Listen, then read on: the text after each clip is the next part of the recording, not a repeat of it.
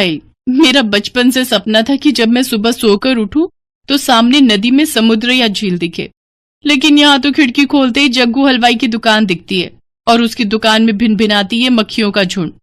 बेटी उठ गई तो चल अब नहा भी ले, देख सूरज सर पर आ गया है। सूरज का तो पता नहीं, लेकिन ये जग्गू हलवाई अपनी बड़ी बड़ी मूछें लिए जरूर सामने खड़ा है। माँ तुम्हें कितनी बार कहा है सुबह सुबह ये खिड़की मत खोला करो, इसे ऐसे खोल देती हो जैसे सामने गोवा का समुंदर बह रहा हो। तू दुखी मत हो बेटी, तेरे लिए ऐसा ससुराल ढूंढ के लाया हूं जिसके सामने समुद्र तो नहीं, लेकिन यमुना जरूर बहती है और बहुत बड़ा मकान है उनका। देखोगी तो खुश हो जाओगी। सच में पापा? हाय, आज तो मैं बहुत खुश हूँ। नदी और उसके सामने मेरा घर। वाह वाह वाह वाह वाह। लेकिन कौन है, कहाँ रहते हैं, कुछ तो बताइए। सब पता चल जाएगा भाग्यवान। पहले तुम दोनों जल्दी से तैयार हो जाओ। हम आज ही लड़के के घर जाएंगे, क्योंकि उसके पिताजी के पैर में चोट आ गई है, इसलिए उन्होंने हमें ही अपने घर बुलाया है। इसी बहाने सोनल भी अपना नया घर देख लेगी। कुछ देर बाद वो सभी लड़के वालों के घर पहुंच जाते हैं। घर सच में बहुत बड़ा होता है। वाह वाह, कितना बड़ा और सुंदर घर बना रखा है।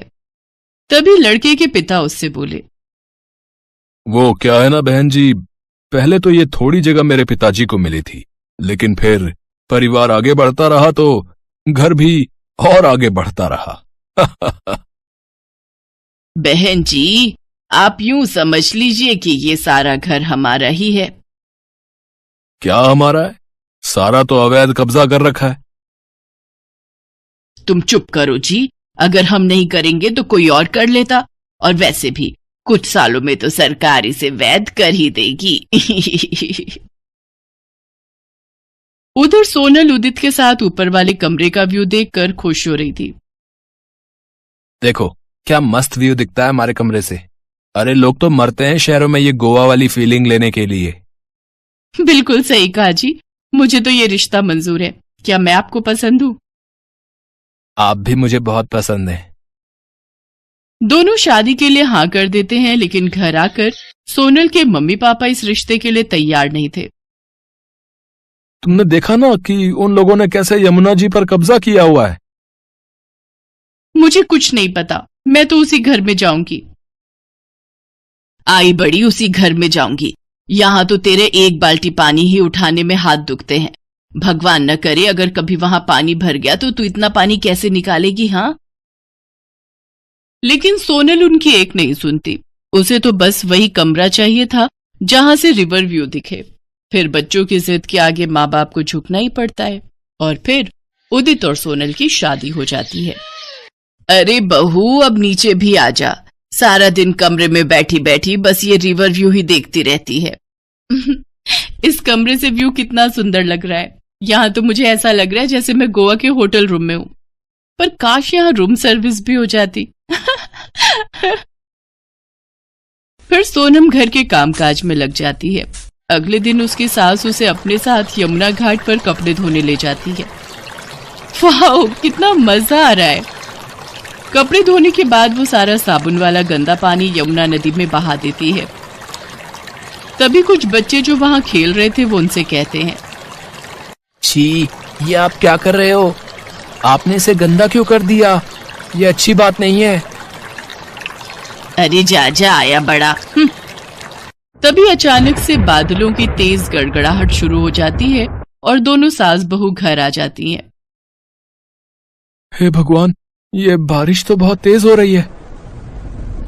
हाँ, मजा आ रहा है ना? आप रुकिए, मैं आपके लिए गर्मा गर्म पकौड़े और चाय बना कर लाती हूँ। फिर रिवर व्यू में पड़ रही बारिश को बड़े मजे से देखेंगे। इसी तरह अगला दिन शुरू हो जाता है, लेकिन बारिश रुकने का नाम ही नहीं लेती। एक तरफ जहाँ बहू बारिश के मौसम के व्यू के मजे ले रही थी, तो वहीं दूसरी तरफ उसकी सास और ससुर परेशान थे। देखो जी, ये बारिश तो 2 दिन से रुकने का नाम ही नहीं ले रही। याद है ना, आज से 20 साल पहले जो हुआ था? हाँ हाँ याद है। यही सोचकर तो जी घबरा रहा है। तुमसे मैंने पहले ही कहा था यमुना नदी के घर में मत घुसो, लेकिन तुमने मेरी एक न सुनी। अब तुम उसके घर में घुसोगी तो वो भी तो तुम्हारे घरों में घुसेगी। तुम चुप करो जी। सोनल उनकी बातें सुन रही थी, लेकिन उसे कुछ समझ ही नहीं आ रहा था कि ये हो क्या रहा है। तभी फोन की घंटी बजती है। सोनल बेटा, ठीक तो हो ना? नहीं पापा, यहाँ तो बहुत मजा आ रहा है। आपको पता है, यमुना जी पहले अपने घर से 200 मीटर की दूरी पर थी, लेकिन अब वो सिर्फ 50 मीटर की दूरी पर ही रह गई है। तब तो बेटा वो पानी कल तक तुम्हारे घरों में भी आ जाएगा। तुम्हें आज ही वहां से निकलना होगा। ये सुनकर सोनल परेशान हो जाती है। इसके बाद उसकी सास उससे कहती है, जल्दी से सारा सामान बांधकर ऊपर वाले कमरे में रख दो, यहाँ कभी भी पानी भर सकता है। वो सभी मिलकर सारा सामान ऊपर वाले कमरे में रख देते हैं कि तभी नीचे पानी घर के अंदर आ जाता है। सोनल और वो सभी पानी बाल्टी से भरकर बाहर फेंक रहे होते हैं कि तभी एक लंबा सा सांप पानी में आ जाता है। सांप, सांप! वो भागते हुए सीढ़ियों पर चढ़ जाती है। ये कहाँ फंस गई मैं? इससे अच्छी तो जग्गू हलवाई की दुकान थी। भले ही वहाँ मक्खियों का ढेर दिखता था, लेकिन इस तरह सांप तो नहीं आता था। तभी उनके घर बचाव दल के लोग आते हैं। जल्दी से यह घर खाली करो, यमुना कभी भी अपना प्रकोप दिखा सकती है। सभी जल्दी से घर से बाहर निकलते हैं और कुछ ही देर में उनका मकान बाढ़ के पानी में बह जाता है। ये क्या? हमारा घर, सारा सामान बाढ़ में बह गया। अब हम कहाँ जाएंगे? ये क्या हो गया? हम बर्बाद हो गए। पापा, मम्मी। तभी सोनल डूबते हुए घर की तरफ भागती है, लेकिन उसका पति उसे पकड़ लेता है। मेरी शादी की सीडी एल्बम, मेरी शादी का जोड़ा और मेरे गहने। सोनल, जान है तो जहान है, छोड़ो अब वो सब। वहीं खड़ी सोनल की सास वो सब चुपचाप देख रही थी, क्योंकि वो भली भांति जानती थी कि उसने जो यमुना के घर में घुसने की गलती की थी, उसकी सजा तो उन्हें मिल रही थी। लेकिन बेचारी सोनल, जो नई नई शादी करके अपने सपनों के घर रिवर व्यू का मजा लेने आई थी, उसका वो सपना पल भर में चकनाचूर हो गया और वो बाढ़ का पानी सामान के साथ साथ उसके सपनों को भी बहा कर ले गया। इस वीडियो को लाइक करें, हमारे चैनल को सब्सक्राइब करें, बेल आइकन जरूर प्रेस करें हमारी न्यू वीडियो सबसे पहले देखने के लिए।